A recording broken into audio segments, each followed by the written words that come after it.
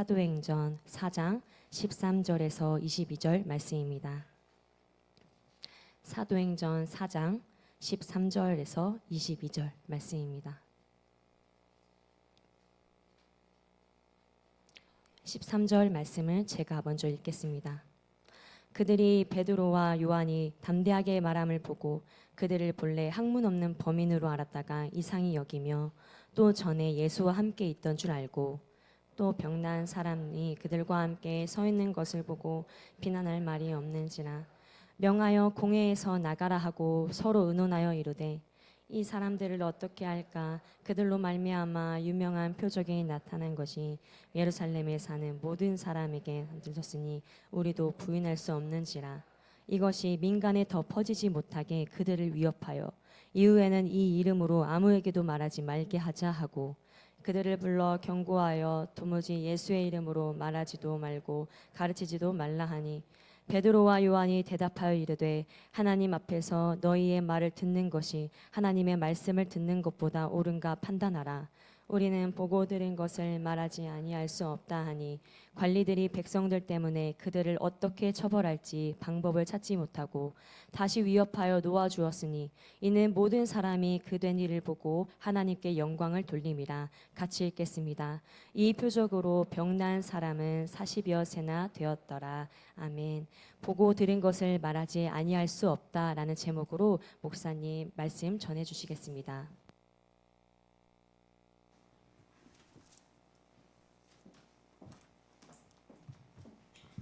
우리 옆에 분과 인사 나누겠습니다. 성령 충만하시기 바랍니다. 예, 성령 충만하시기 바랍니다. 우리 삶의 신 최유미 전사님 끝나고 함께 이야기를 또 인사를 잘 나눠주셨으면 감사하겠습니다. 우리 계속해서 이제 사도행전 말씀 이렇게 나누고 있는데요.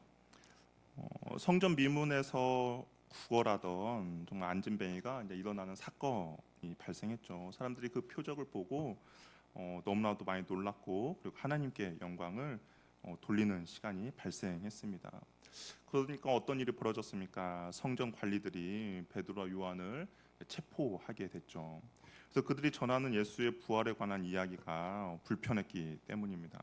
그리고 성전 관리들이 이 사안을 중대하게 생각해서 사내들인 공회가 이제 소집이 되었고 무슨 권세와 누구의 이름으로 이 일을 행했느냐 질문을 가지고 베드로와 요한을 신문했습니다.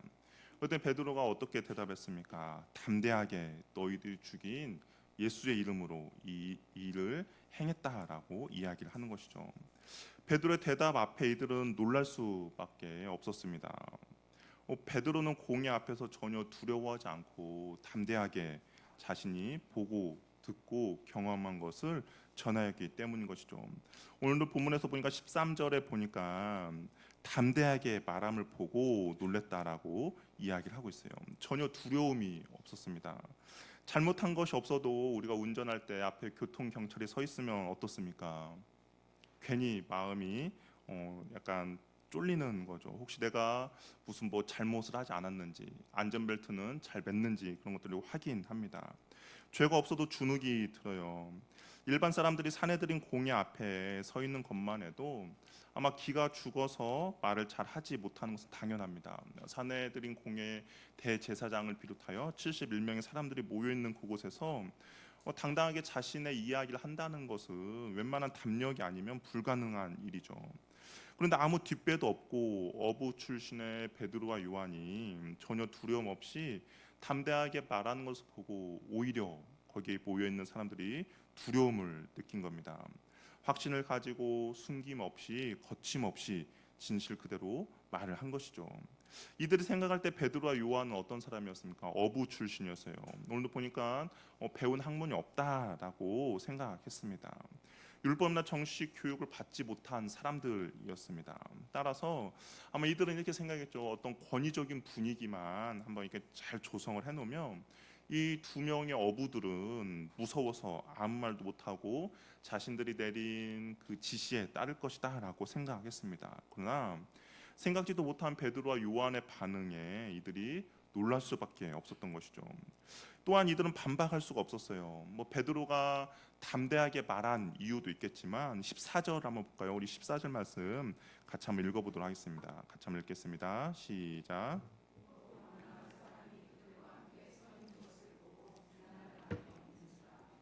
베드로와 요한이 담대하게 말하는 것뿐만 아니라 그 옆에 어떤 사람이 있었냐면 병 나은 사람이 그들과 함께 있었다라고 이야기를 하고 있어요. 예수의 이름이 병이 낫고 정말 영혼의 구원을 받은 사람이 거기 옆에 있는 것을 보니까 정말 백만 마디의 말보다 더 확실한 증거가 옆에 있었기 때문에 이들은 아무 말도 할 수가 없었습니다.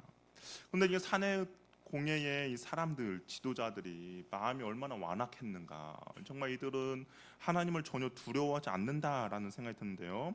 우리 15절 16절 말씀도 같이 한번 읽어보도록 하겠습니다. 한번 읽겠습니다. 시작.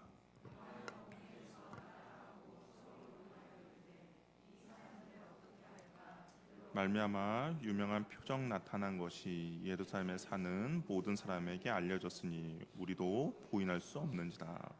이 너무나 당당하고 옆에 그 치유까지 받은 사람이 있다 보니까 이들이 어떠냐 이야기를 하겠죠. 이야기를 하기 위해서 어떻겠냐? 베드로와 요한과 그리고 그 40년 동안 안진병이었던 사람을 나가라고 이야기합니다. 자신들이 서로 이제 논의를 하는 거예요. 그래서 어떻게 할까? 명백한 증거가 바로 눈앞에 펼쳐져 있습니다. 정말 어찌할 수 없는 상황인 거죠. 정말 이들이 말하는 것처럼 유명한 표적이 나타났다라고 이야기해요. 성전 미문에서 안진뱅이가 구걸했던 사람, 모든 예루살렘 사람들이 다 알던 그 사람이 치유받고 회복된 것들이 모든 예루살렘 사람들에게 다 소문이 퍼졌으니까 자신들도 어쩔 수 없다라는 반응을 보입니다. 그러면 만약에 이런 상황이 벌어진다면 여러분은 어떤 반응을 보이시겠습니까? 아마 대부분의 사람들은 믿음의 반응을 보여야겠죠. 인정할 수밖에 없는 상황입니다. 부인할 수 없는 그 상황 가운데 정말 진리에 순종하자라는 결론을 내리는 것이 정말 양심이 있는 사람들이 내리는 결론일 것입니다. 그런데 이 마음이 완악한 이 사람들은 어떻겠냐? 그런 반응을 보이지 않았다라는 것이죠. 여전히 자신들의 이익만을 위해 반응을 보입니다. 자신들의 기득권을 유지하는 일에만 혈안이 되어 있어요. 자기들의 탐욕과 탐심을 채우기 위한 반응인 것이죠. 뭐가 진리인지를 뻔히 알아요. 그럼에도 불구하고 거부를 합니다. 자신들의 입지가 흔들리는 것이 싫었던 것이죠. 입으로는 하나님을 섬기는 지도자였지만 이들이 신경 쓰는 것은 하나님이 아니라 자신들의 기득권, 자신들의 욕심, 자신들의 이익이었습니다. 그리고 여전히 사람들에게 칭찬과 존경받는 그런 것뿐이었죠. 그래서 이들이 내린 결론은 무엇입니까? 우리 17절 18절 말씀도 같이 한번 읽어보도록 할게요. 시작.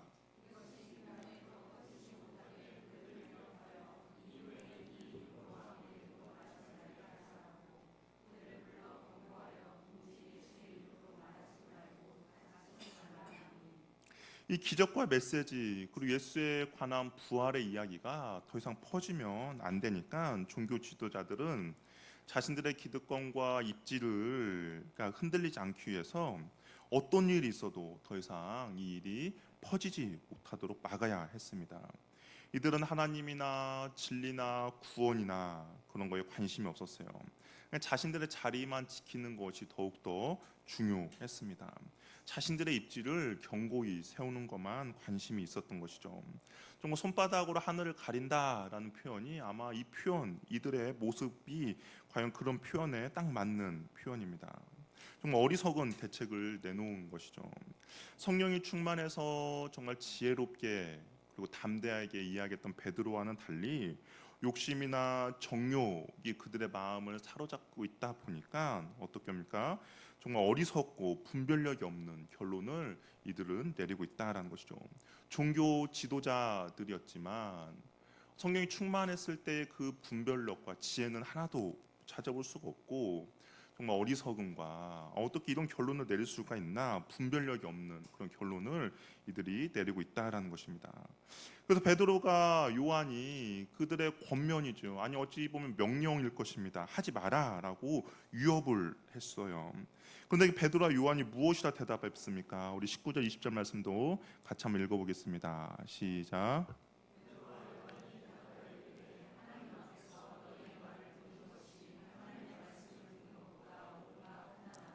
우리는 보고 들은 것을 말하지 아니할 수 없다니. 베드로와 요한이 하나님 앞에서 너희 말을 듣는 것이 하나님 말씀을 듣는 것보다 옳은가 한번 판단해 보라라고 이야기합니다. 이 신앙이라는 것은 무엇입니까? 언제나 하나님 앞에서 살아가는 것이죠. 신앙적으로 부끄럽거나 후회하는 선택을 하지 않는 겁니다. 우리가 하나님 앞에서 살지 않을 때는 죄의 유혹에 빠지게 되면 함부로 행동하게 되고 함부로 말을 하게 됩니다. 그러나 우리는 항상 이것을 기억해야 돼요. 하나님 앞에 섰을 때 과연 어떤 평가를 받을까? 하나님께서 나를 과연 어떻게 평가하실까를 우리는 항상 생각하면서 행동하고 말을 해야 한다라는 거죠. 우리 고린도후서 5장 10절 말씀 쉬운 성경으로 했는데요. 우리 한번 같이 읽어보도록 하겠습니다. 같이 한번 읽겠습니다. 시작.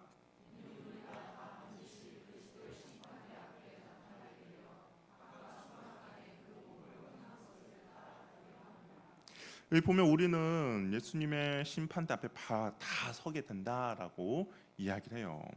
그래서 각 사람 몸을 입고 사는 동안 그 선한 일이나 악한 일이나 자기가 행한 행위 거기에 맞는 보응을 받게 된다라고 이야기를 하고 있습니다.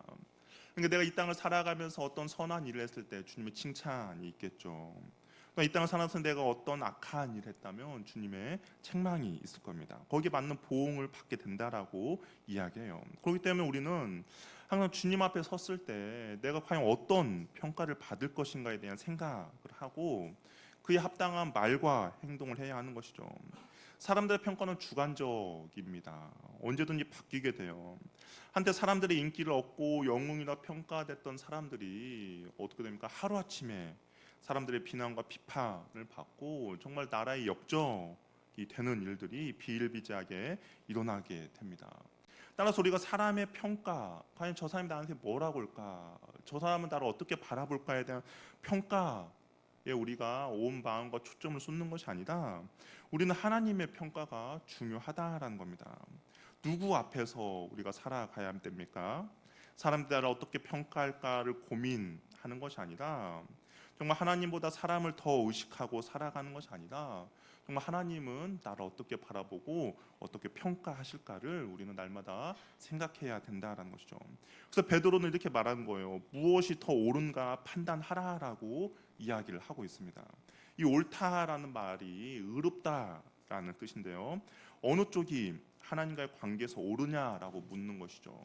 어느 것이 하나님 앞에서 행동하는 것이 더 옳은지를 한번 생각해 보라고 베드로가 이야기한 겁니다. 그러니까 너희들의 이 권면을 듣는 것이 옳은지 아니면 하나님의 말씀을 순종하며 나가는 것이 옳은지를 한번 생각해 보라는 것이죠.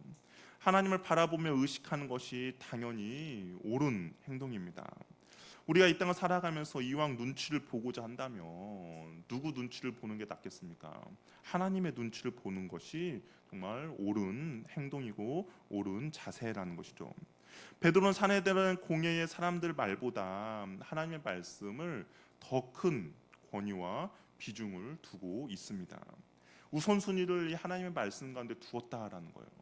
이 세상의 권력 사내들인 공예의 그 사람들의 말의 우선순위가 아니라 하나님의 말씀에 하나님의 권위에 더욱더 우선순위를 두었다라는 것이죠.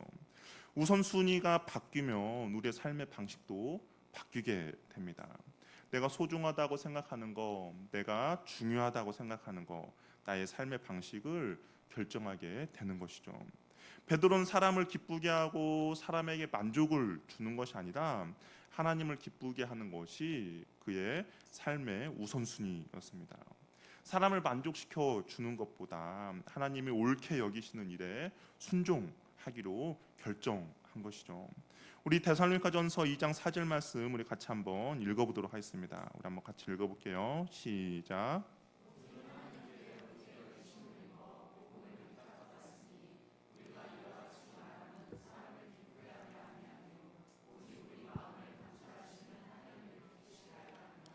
사람을 좋게 하랴 하나님을 기쁘게 하랴. 사람은 다른 사람들을, 그러니까 사람은 어떤 사람들을 가리킬 수도 있겠지만 어떨 땐 내 자신일 수도 있는 거죠. 그럼에도 불구하고 우리는 하나님을 기쁘게 해야 한다라고 이야기를 하고 있습니다. 우리는 항상 자신에게 익숙하고 편한 것을, 좋은 것을 선택하려고 합니다. 누가 가르쳐 주지 않아도 우리 자신이 무엇이 유익인지, 무엇이 더 좋은지를 우리 자신은 금방 캐치하게 되는 것이죠. 정말 이기적으로 뭔가 발달이 되어 있습니다. 그래서 나에게 조그마한 손해가 된다면 하기 싫어하는 것이죠. 본능적으로 거부하게 됩니다. 그러나 하나님을 기쁘시게 한다라는 그 목적이 확실하고 우선순위가 확실하다면 어떤 손해와 갈등이 있더라도 하나님이 기뻐하는 일을 선택하게 된다라는 것이죠. 베드로는 그렇게 이야기하고 있는 거예요. 내가 다른 것을 선택해서 나에게 어떤 손해가 있을지라도, 내가 다른 것을 선택해서 어떤 나에게 위협이 있을지라도 나는 하나님이 기뻐하는 것을 온전히 선택하겠다라고 그 공회, 사내들인 공회 앞에서 당당하게 이야기를 하고 있는 것입니다. 그러면서 또 이런 이야기하죠. 보고 들은 것을 말하지 않을 수가 없다라고 이야기를 하고 있습니다. 사내들인 공회는 이야기하지 마라, 말하지 마라라고 했는데 자기는 보고 들은 것을 말하지 않을 수 없다라고 이야기를 하고 있어요. 말할 수밖에 없다와 정말 우리는 반드시 말을 해야 된다라는 것과 계속해서 말을 할 것이다라는 의지가 이 안에 담겨 있다라는 것이죠. 이게 본 것을 어떻게 말하지 않습니까? 말하고 있지만 또 한편으로는 나는 반드시 이것을 말할 것입니다라는 의지가 담겨 있는 대답이죠. 이들이 보고 들은 모든 것은 예수님의 사역과 가르침이었습니다. 예수님과 함께 3년 동안 동고동락하면서 그분의 사역, 그리고 그분의 가르침, 그리고 그분의 죽음, 그리고 그분의 부활을 지켜보았죠. 그리고 그가 하늘로 올라가시기 전에 그 제자들에게 당부하신 말씀, 유언을 반드시 지키겠습니다라고 이야기를 하는 것이죠. 자신들이 어떠한 대가를 치르더라도 설령 나의 목숨이 끊어지는 한이 있더라도 또 충실하게 그 주님의 말씀을 잘 감당하겠다라는 결단을 그 사내들인 공회 앞에서 베드로와 요한이 이야기를 하고 있는 것입니다. 뚜렷한 목표가 있는 것이죠. 사는 이유와 목적이 분명합니다. 보여주셨고 듣게 하신 것들을 말할 수밖에 없고 반드시 말할 것이다라고 결단하며 결심한 것이죠. 하나님의 부르심의 목적에 맞게 산다라는 거죠. 하나님의 영광을 위해서, 하나님의 기쁨이 되기 위해 살아갈 것이다 선택한 것입니다. 목적이 분명한 사람은 상황과 환경에 갇히지 않고 그 상황과 환경을 변화시키는 사람입니다. 상황과 환경을 뚫고 나아가는 사람인 것이죠. 못하는 이유를 찾는 것이 아니에요. 할 수 있는, 해야만 하는 이유를 찾는 사람입니다. 그리고 어떤 일을 할 때 그렇죠. 어떤 사람은 계속 안 되는 이유만을 찾아요. 그러나 목적이 분명한 사람, 사명이 분명한 사람은 안 되는 이유를 찾는 것이 아니라 반드시 왜 해야 되는지, 그리고 이것을 어떻게 해 나갈 것인지에 대한 이유를 찾는다라는 것이죠. 이들이 이렇게 담대하게 말할 수 있는 이유는 앞에서도 우리가 나눴던 것처럼 우리 8절 말씀을 보면 4장 8절 말씀을 보면 어떻습니까? 베드로가 성령이 충만하여 이렇게 말을 시작했습니다. 이게 베드로가 이렇게 담대하게 말하고 그리고 내가 반드시 보고 들은 것을 이야기하겠습니다라고 결정하며 결심한 이유는 그 시작이 무엇이냐? 바로 성령의 충만함이라고 이야기를 하고 있는 것이죠. 그리고 그 충만함을 인하여서 모든 사람들이 놀랄 수밖에 없는 그런 결과를 가져오게 된 것입니다. 근데 성령의 충만한 역사, 그 사역은 그 성령만의 단독 사역이 아니라 계속적으로 예수님과 연속되며 예수님과 연관된 사역이라는 것이죠. 베드로와 요한도 성령에 충만하여서 이야기를 합니다. 그런데 그 베드로와 요한이 사내들인 공회에서 이야기하는 내용을 보면 누구를 이야기하고 있습니까? 성령이 충만한데 누구 이야기를 하고 있어요? 예수님의 이야기를 하고 있는 것이죠. 이 성령이 충만하면 성령에 관련된 이야기들 이 사람에게 이야기를 하는 것이 아니라 성령이 충만한데 자신들이 보고 듣고 경험한 예수의 이야기를 하고 있다라는 겁니다. 성령 자신에 관련된 이야기보다는 예수님과 관련된 이야기를 하고 있는 것이죠. 그러니까 성령의 어떤 단독적인 사역이 아니라 예수님과 연관되고 예수님과 함께 이 성령의 충만함이 이어지고 있다라는 것이죠. 예수님도 보혜사 성령님에 대해서 이야기하면서 이렇게 이야기했어요. 너를 도와주고 너희들 인도해 주실 것이다. 그렇지만 이 성령님이 그냥 독단적으로 일하시는 것이 아니라 내가 너희에게 말한 모든 것을 생각나게 하실 것이다라고 말씀하고 있습니다. 이게 성령이 충만한데 누구의 이야기를 하냐? 예수님의 이야기를 한다라고 이야기하고 있는 것이죠. 예수님이 하신 말들, 예수님이 행하셨던 일들에 관해서 생각나게 하시고 그 예수님이 가셨던 그 길을 갈 수 있도록 인도해 주신다는 것이죠. 예수님의 걸으신 길을 너희들도 걷도록 성령님이 인도해 주신다라는 겁니다. 우리 또한 요한복음 15장 26절 말씀 보면, 요한복음 16장 13절 말씀도 보면 진리의 성령이 오실 때 뭐라고요? 그가 나를 증언할 것이다 라고 이야기하고 있습니다. 16장 13절에도 뭐라고 이야기합니까? 진리 가운데 인도할 것이지만 스스로 말하지 않고 오직 들은 것을 말하며 장래일을 알려줄 것이라고 이야기하고 있는 것이죠. 그러니까 베드로는 성령 충만해서 누구를 이야기하고 누구의 그런 경험들을 이야기합니까? 예수님을 이야기를 하고 있다라는 겁니다. 예수님과 관련된 일들을 성령님이 생각나게 하시고 예수님의 관련된 일을 성령님이 말하게 하시며 그리고 예수님이 걸었던 길을 성령님이 걷도록 인도해 주신다라는 것이죠. 그러기에 우리가 성령의 충만함은 무엇일까요? 예수님을 알고 예수님을 가까이함이 결국에 성령의 충만함으로 이어진다라는 겁니다. 무엇을 보고 무엇을 듣고 무엇으로 채우며 나아가고 있습니까? 우리는 보고 듣고 그리고 내 마음 가운데 채워지는 것이 우리의 삶을 인도해 간다라는 것이죠. 한 주의 삶을 한번 생각해 봅시다. 한 주 동안 나는 과연 무엇을 듣고 무엇을 보고 무엇으로 내 마음을 채웠습니까? 이런 것들이 우리의 한 주의 삶을 이끌어 간 것이죠. 근데 이런 것들이 한 주 한 주 쌓여가면 결국에는 우리는 어떻게 됩니까? 내가 보고 내가 듣고 내 마음과 가득한 것이 우리의 인생이 된다라는 겁니다. 지금 현재 내가 살아가고 있는 이 인생이 그냥 저절로 이루어진 것이 아니라 무엇이에요? 내가 보고 내가 듣고 내 마음과 채워진 것이 우리의 인생을 그것이 바로 우리의 인생이라는 것이죠. 한 연구조사에서 이런 조사를 했어요. 하루 평균 미디어에 노출되는 시간이 얼마인가? 그러니까 뭐 전 국민을 이제 대상으로 하니까 어떤 사람은 이것보다 많을 수도 있고 적을 수도 있는데 2시간 23분이라고 합니다. 그러니까 한 사람이 하루 동안 24시간 안에서 이 2시간 23분이 미디어에 평균적으로 노출된다라고 이야기를 하고 있는 것이죠. 엄청난 정보와 많은 데이터들에 노출이 됩니다. 뭐 원치 않는 것도 우리가 보게 돼요. 뭐 요즘은 엘리베이터를 보면 엘리베이터를 타면 어떻습니까? 그 안에도 뭐 광고와 여러 미디어들이 있어요. 내가 꼭 보고 싶은 것만 우리가 보는 것이 아니라 내가 보고 싶지 않은 거, 듣고 싶지 않는 것도 우리는 보게 되고 듣게 되는 것이죠. 근데 결국에는 내가 보고 내가 들은 거, 내 마음에 채워지는 것이 우리의 인생을 이끌어 간다라는 겁니다. 얼핏 지나면서 어떤 한 광고를 보았어요. 근데 그 광고를 보니까 어떻게 됩니까? 저것은 나를 위해서 광고를 하는 거예요. 내가 의지를 가지고 본 것이 아니지만 세일한다는 광고를 보니까 그 광고가 나한테 이야기하는 거죠. 이것은 너를 위해서 내가 세일을 하는 거야. 그럼 어떻게 합니까? 우리 마음이 흔들리죠. 그리고 내가 저것을 사야겠다라고 생각을 합니다.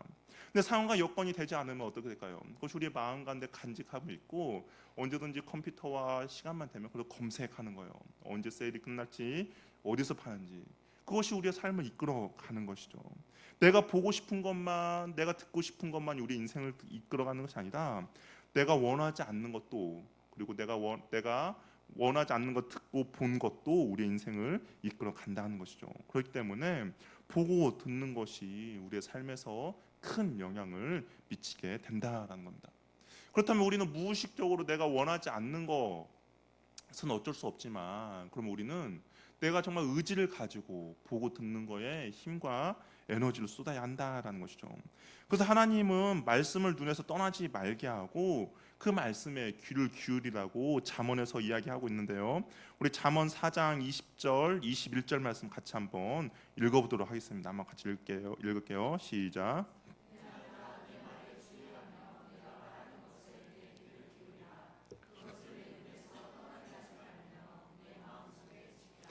예, 하나님은 그 뭐라고 말씀을 주의하여 말하는 것에 귀를 기울이라라고 이야기합니다.